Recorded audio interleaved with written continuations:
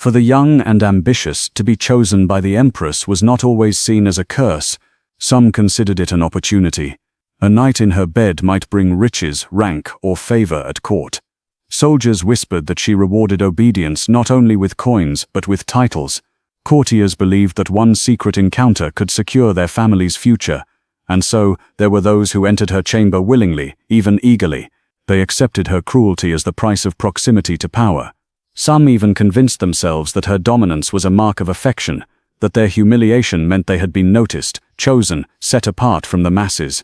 But ambition is a dangerous drug. What began as desire often ended in despair, because no amount of favor could shield them once they crossed her will. The same empress who could raise a man to prominence with a whisper could strip him of everything with a single command. Others were not so willing. Servants, handmaids, and guards had little choice when summoned. To refuse was to invite exile, or worse. Many endured silently, submitting in fear, their stories buried by terror. Their eyes told the truth, even when their mouths could not, and then there were the rare few who tried to resist. One chronicler speaks of a noble youth who, after being humiliated in her chambers, fled the palace at night, his pride shattered. He was caught at the city gates and never seen again. Another story tells of a maid who refused the empress's advances. Days later, her family vanished, their home reduced to ashes. Were these rumors? Perhaps. But in the shadow of her reign, rumor and truth became inseparable. What is undeniable is that her chamber created a paradox. To some it was a prize, to others a prison, but for all it was a place where choice itself was stripped away, because even for those who entered willingly, the question lingered: were they truly participants, or were they victims of a power so absolute that even desire itself became a leash? The answer is lost in the silence of history, but the scars, political, physical, and psychological, remain in the whispers of those who endured her reign. For years her secrets stayed locked behind palace walls. Servants knew, guards suspected, lovers whispered in the dark, but none dared speak openly. Fear was the iron curtain that kept her reputation untouchable, but fear, like silk, frays at the edges. It began with rumors in taverns, whispers carried by servants who had seen too much, tales of nobles leaving her chambers in shame, of screams muffled by velvet curtains, of lovers who entered the palace and never came out again. These stories spread like smoke, invisible at first, then suffocating. Soon, the whispers reached the ears of her enemies. Rival nobles seized upon them, not for morality, but for opportunity. To accuse her publicly was dangerous, but to hint, to suggest that the empress was not only powerful but perverse, that was enough to stain her dignity. Foreign ambassadors wrote cautiously of her scandals. Letters sent back to their kings described her not as a ruler of discipline, but as a woman consumed by desire. Some mocked her, calling her a slave to lust. Others feared her more deeply, suggesting that her appetites were proof she was touched by something darker, madness, or even the devil himself. The church too began to stir. Priests preached carefully, warning of rulers who strayed too far into sin. They did not name her. They did not have to. The people already knew who they meant, and yet the empress never denied the rumors. She never stood before her people to proclaim innocence. Instead, she wore the whispers like another jewel upon her crown. The silence of her response became its own kind of answer, daring anyone to confront her directly. For those inside the palace, this was even more terrifying. If she was willing to let the world suspect the truth, what else was she capable of hiding? If she could rule despite scandal, then perhaps scandal itself was part of her power. Every secret that leaked, every rumor that spread, only deepened the legend. She was no longer just an empress. She was a specter, half goddess, half predator, her cruelty woven into the very fabric of her empire. And yet, with every whisper, the danger grew, for secrets are powerful currency, and in the hands of her enemies, her perversions would one day become the weapon that could bring her down. For years the church had looked the other way. As long as the empress defended the faith in public, funded cathedrals, and bowed at the altar, her private sins remained hidden in the shadows. But shadows cannot stay still forever. Priests began to murmur in sermons about rulers who indulged in sin, about women who allowed lust to cloud their souls. They never dared speak her name, but the message was clear.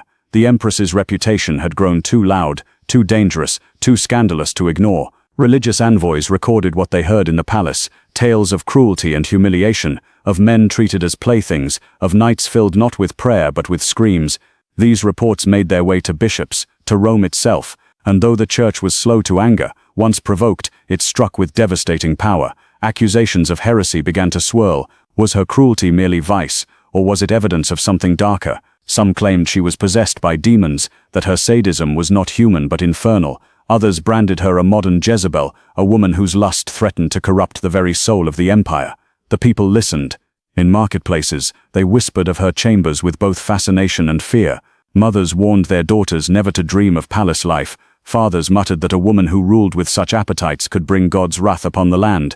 The empress, of course, did not bend. She laughed at sermons. She tightened her grip on power. She flaunted her wealth even more boldly, as if to prove that no priest, no bishop, no pope could touch her. But the church had one weapon even she feared: legitimacy. For a ruler, armies and wealth might command loyalty, but the blessing of the church commanded obedience. Without it, a crown could tarnish, a throne could crumble, and so, the clash grew inevitable. In the silent war between the empress and the altar, whispers of her bedroom became ammunition. Each story of humiliation, each tale of sadistic delight, was transformed into evidence of corruption, proof that she was unfit to rule. It was not the battlefield that threatened her reign now. It was the pulpit, and the pulpit spoke with a voice that could not be silenced by chains. At first her chambers were spoken of as scandal, sinful, perverse. But scandal became something darker when the lines between play and punishment disappeared. There were nights, witnesses whispered, when her appetite went too far, when humiliation was no longer enough, and the screams that echoed through her chambers were not staged but real. The story begins not with fact, but with legend. In the 10th century, it was said that Emperor Li Yu of the southern Tang was entranced by his concubine, Yaonyang. She bound her feet in silk, arching them into curves so small they seemed weightless, and danced upon a platform shaped like a lotus flower. Each step appeared to hover, delicate and restrained.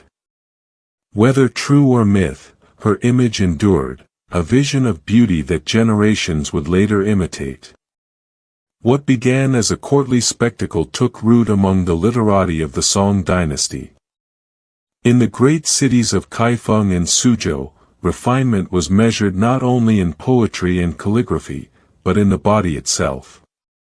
Binding a young girl's feet became a mark of cultivation, a visible signal that she was destined for a household where labor was beneath her. To possess lotus feet meant one belonged to the world of leisure, silk, and books, not to the soil of the fields. At first, it was a custom of the elite, an adornment of scholar-official families. Small feet proclaimed that a family could afford daughters who would never bend over rice paddies or carry water buckets. But as the Song centuries passed, the practice spread downward, reaching wealthy merchants and aspiring commoners. By the late imperial age, the lotus foot would stretch across the whole of Han society, from palace to village, though always with variations. The act itself began early. Between the ages of 4 and 9, when bones were still pliable, mothers wound cloth around their daughters' feet, pressing the toes beneath the sole and drawing the arch upward. The process arrested growth, reshaping flesh into the coveted, 3-inch golden lotus. Texts from the Song reveal the shifting ideal. Poets compared the bound foot to the crescent moon, delicate and elusive. Moralists claimed that the woman who endured binding showed discipline and restraint, her body a metaphor for obedience. What began as ornament slowly transformed into expectation, then obligation. Yet not all embraced it. The Mongols of the Yuan dynasty looked upon the custom with disdain, and in their courts it carried little weight. Among Han Chinese, however, it hardened into identity. To bind was to be refined, to be part of the dominant culture. To remain natural-footed was to be marked as coarse, foreign, or unworthy. By the Ming and Qing dynasties, the practice was no longer the privilege of the few but the norm of the many. Neo-Confucian teachings, now dominant, reinforced the idea that a woman's virtue lay in modesty and self-control. Bound feet became the physical proof of those values, turning the female body into a silent declaration of obedience to family and tradition. This was the origin of the lotus foot, a legend woven into history, a dance remembered as destiny. It began as a performance for one emperor's eyes and spread until it defined womanhood itself.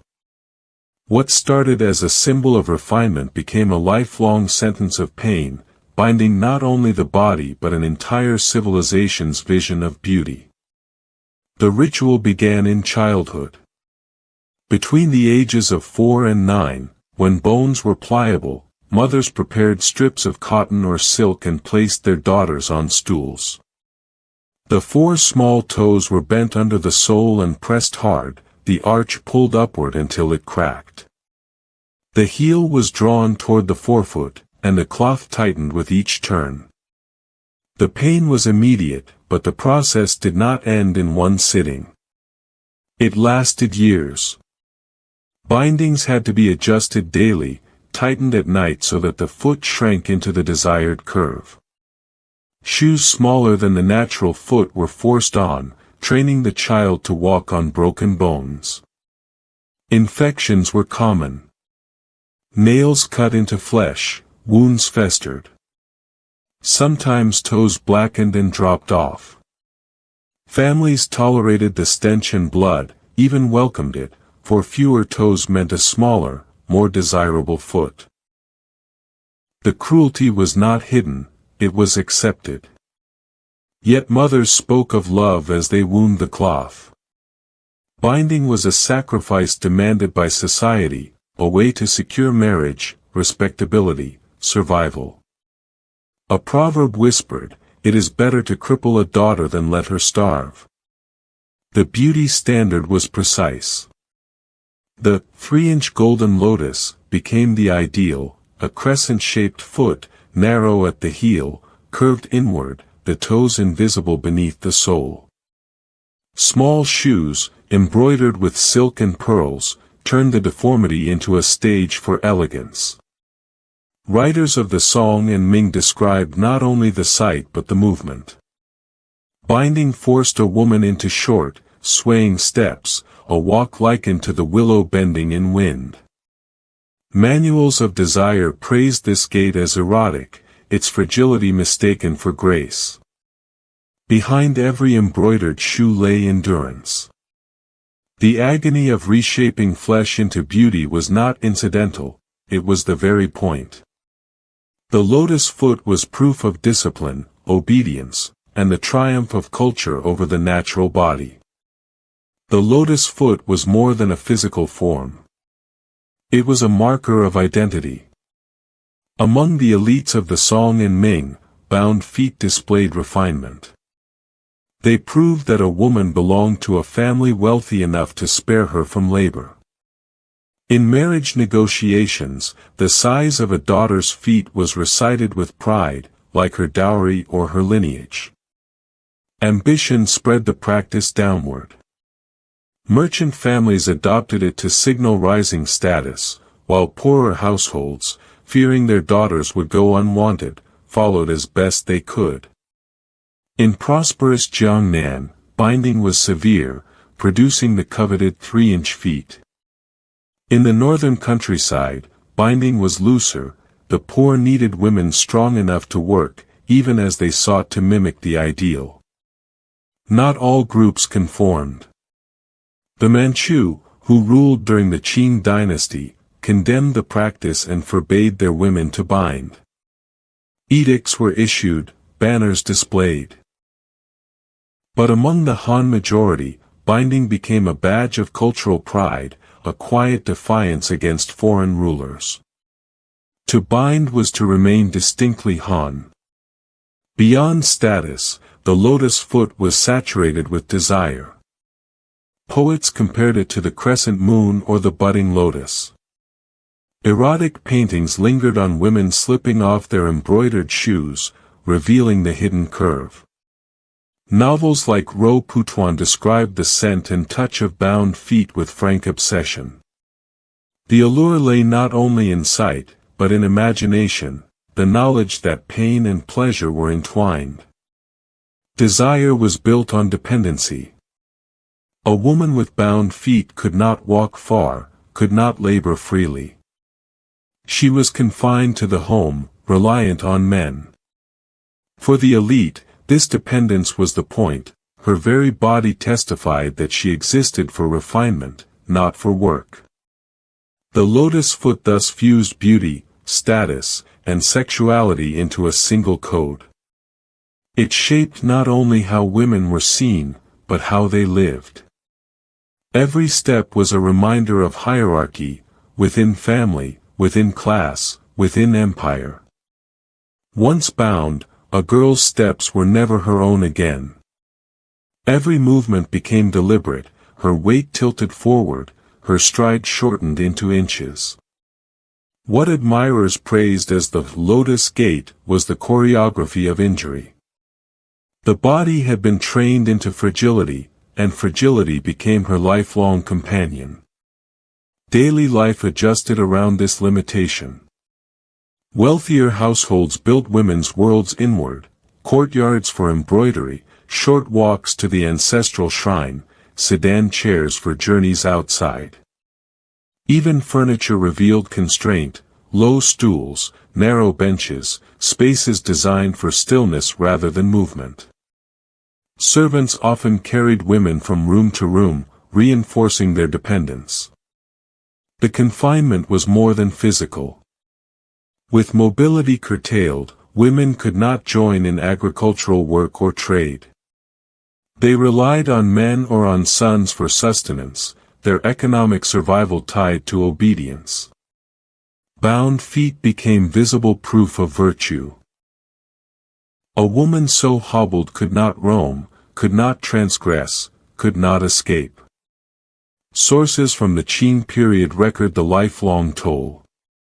One elderly woman recalled her knees turning to fire after only a few steps.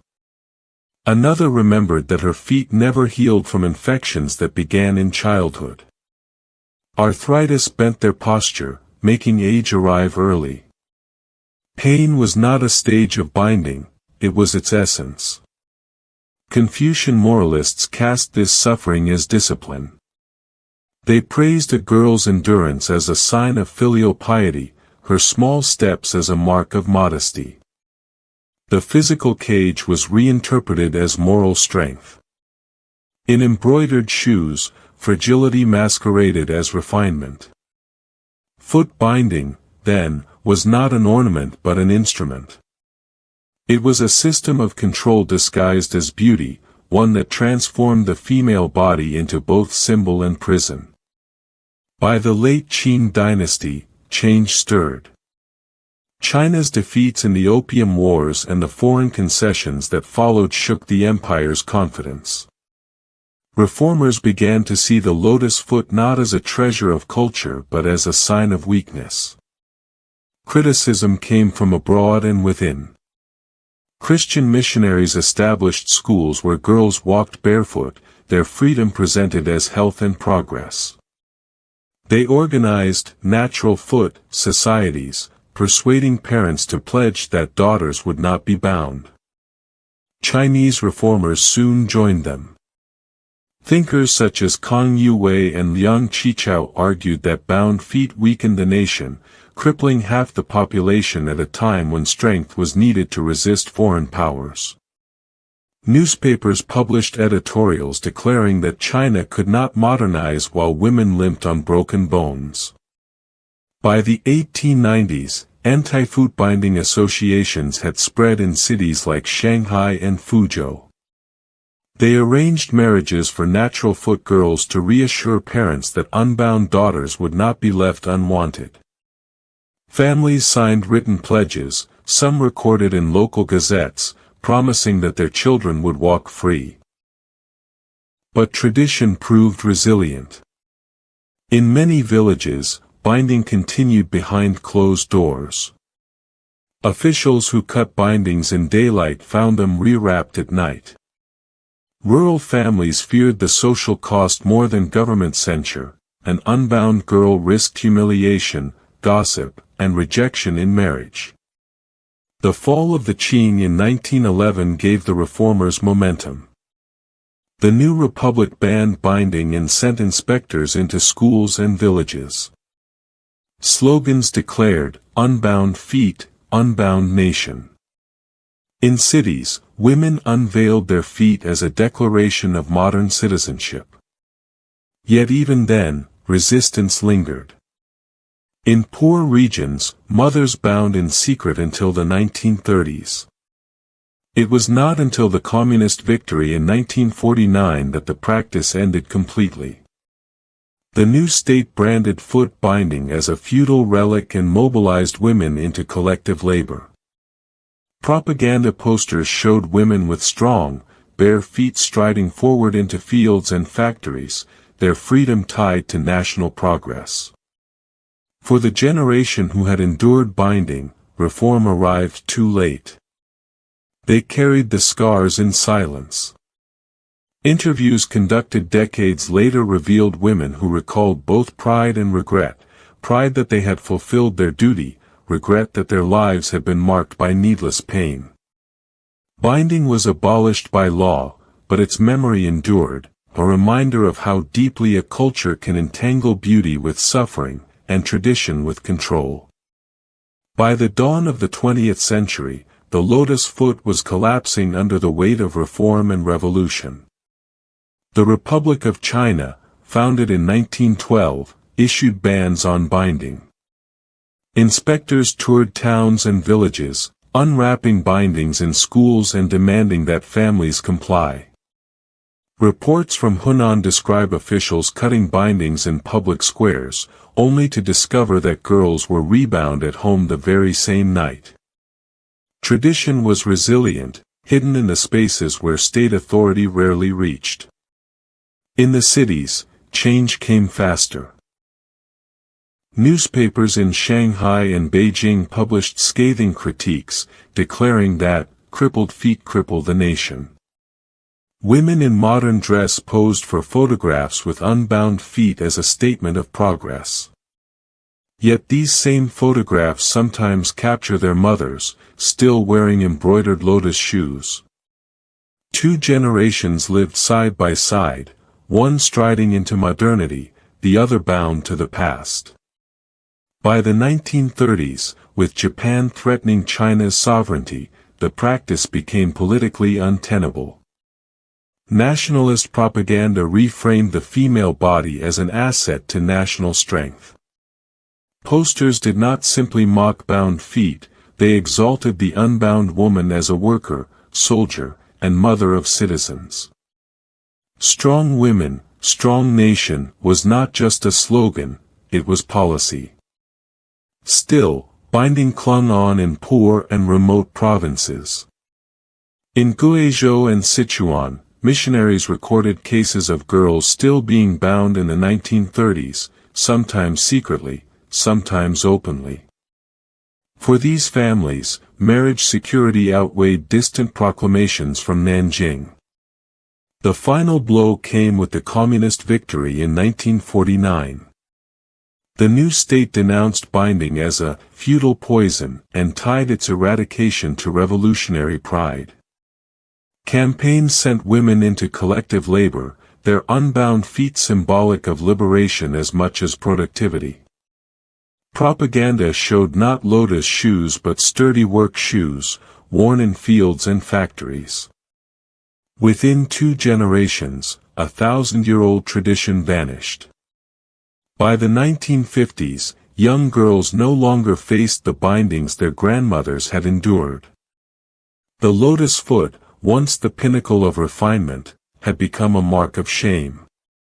Its fall was abrupt in historical terms, not a slow fading, but a collapse under the weight of modern politics. The practice ended, but the women who endured it remained.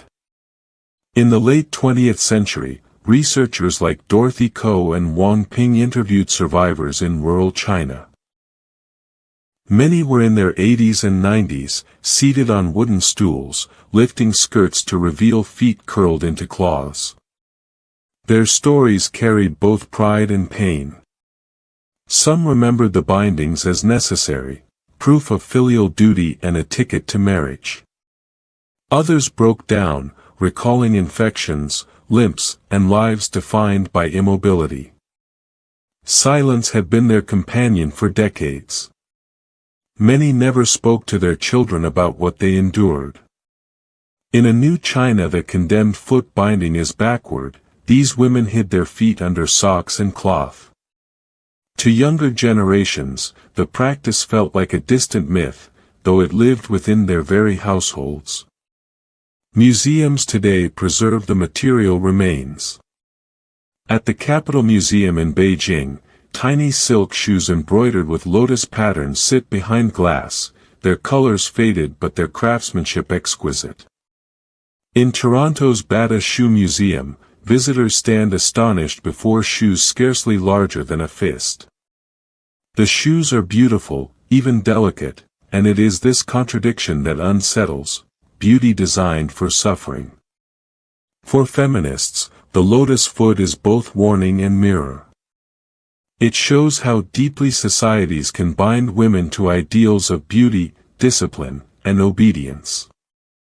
Some scholars argue that women used embroidery and the rituals around lotus shoes to carve out identity within constraint. Others insist that binding was only coercion, a brutal reminder of patriarchy's reach. Both views coexist, layered in the testimony of those who lived it. Generational memory lingers. Daughters of bound-foot women often describe ambivalence, pity for their mother's pain, gratitude that they themselves were spared, and a recognition that their mothers endured binding to secure family survival. The trauma was not only physical but psychological, shaping how women taught obedience, endurance, and silence long after the bindings were cut. The last women with lotus feet lived into the early 21st century. Journalists photographed them in Yunnan and Sichuan, elderly, frail, yet still carrying a tradition that had vanished everywhere else. With their deaths, a living link to the practice disappeared. But the lotus foot did not vanish entirely. It remains in poetry, in museum cases, in the memory of families, and in debates about beauty standards. It endures as a cultural fossil, proof that elegance can be carved from pain, and that entire societies can mistake control for refinement. The story ends where it began. An elderly woman sits in stillness. Her fingers, lined with age, slowly unwind the strips of cloth that have guarded her feet for decades. Layer by layer, the bindings fall aside. What emerges is not a flower, but bone and scar, a foot no longer than a hand, folded in on itself, shaped by centuries of expectation. Once, these feet were celebrated. They were displayed as marks of refinement, praised in poetry, desired in secret. Yet behind every embroidered shoe lay a lifetime of endurance. What was called beauty was, in truth, the discipline of suffering. Now the tradition has gone. Laws and revolutions ended it, and new generations stride free. But its memory survives, in photographs, in museum cases, and in the silence carried by the women who lived it. They knew what it meant to have their bodies reshaped to fit an ideal, and to discover too late that the ideal was a cage. The final question remains. What forms of pain do we still disguise as beauty today? What sacrifices, demanded in the name of elegance, will future generations look back upon with disbelief? On a table nearby rest a pair of tiny silk shoes. Their threads are frayed, their soles worn thin. Once they promised honor and survival. Now they crumble to dust, leaving only a lesson. The flower has withered. But its shadow lingers, reminding us how far societies will go to make beauty, and how much flesh they are willing to break to preserve it.